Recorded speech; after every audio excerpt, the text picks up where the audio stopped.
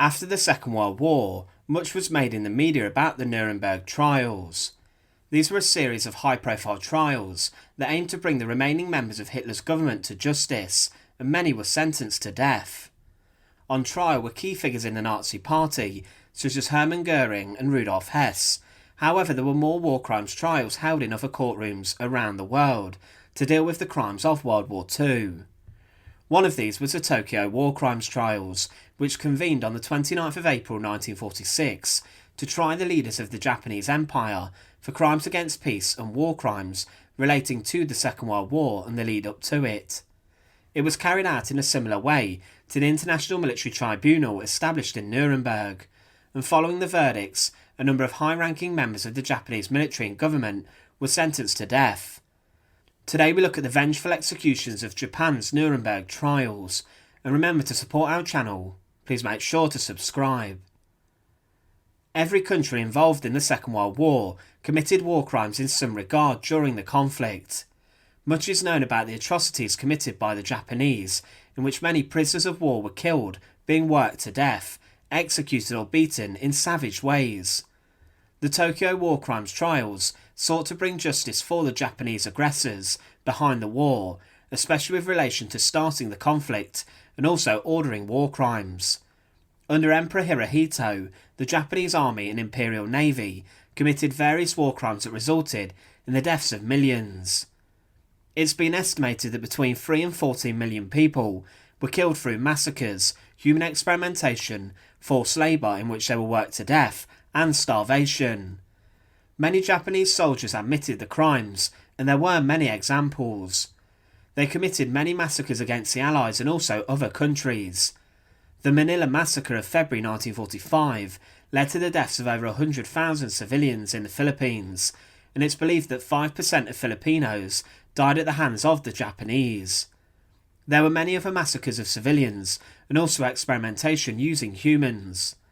The most infamous experimentation program was Unit 731, established by Emperor Hirohito himself. The experimentations by the group were despicable and sadistic.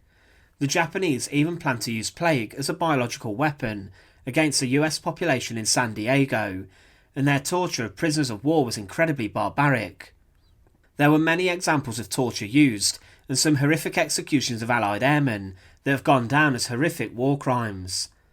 The Enemy Airmen's Act contributed to the deaths of hundreds of Allied airmen during the Second World War, with many being summarily executed after sham trials.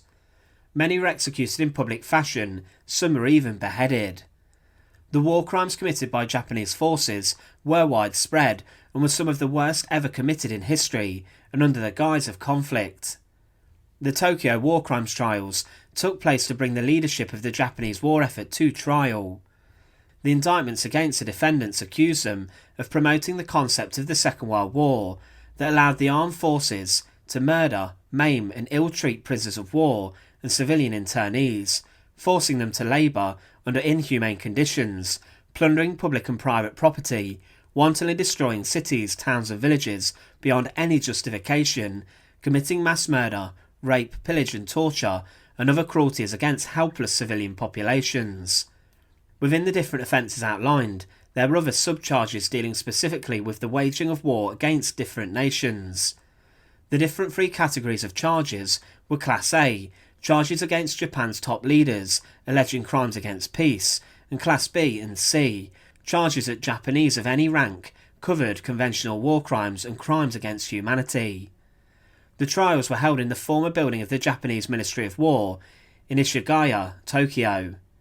The prosecution needed to prove three things: that war crimes were widespread, that the accused knew that their soldiers were committing atrocities, and that the accused had the power and authority to stop the crimes, but willfully chose not to do so. There was one notable absence in the defendants, Emperor Hirohito, the leader of Japan, throughout the whole of the Second World War.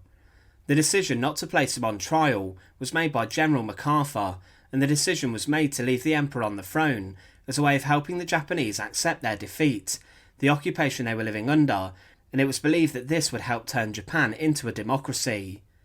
There were 28 defendants charged during the Tokyo War Crimes Trials, and many of these were members of the government and the War Cabinet.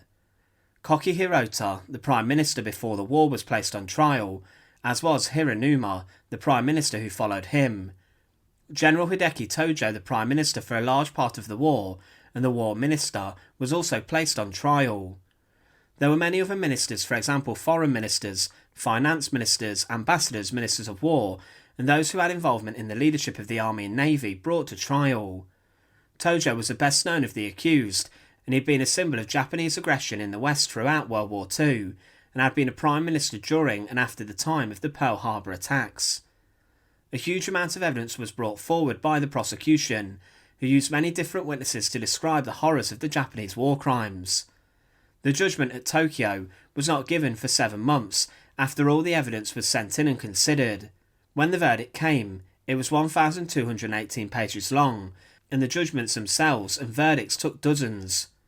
Every defendant that was brought to trial was found guilty, but the sentences did vary in their severity. One defendant was found mentally unfit for trial, and during the course of the trials 2 died from natural causes.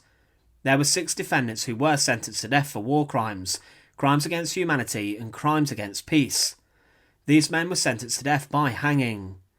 The condemned were General Kenji Dahara, the Chief of the Intelligence Service, Saishiro Itagaki, a War Minister, General Haitaro Kimura, the Commander of the Burma Area Army, Lieutenant General Akira Muto, Chief of the Staff in the 14th Area Army, Koki Hirota, the Prime Minister and later Foreign Minister, and General Hideki Tojo.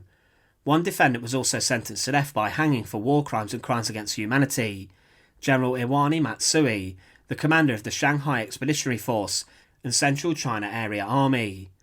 The other 16 defendants were sentenced to time in prison, and they spent a varied amount of time behind bars.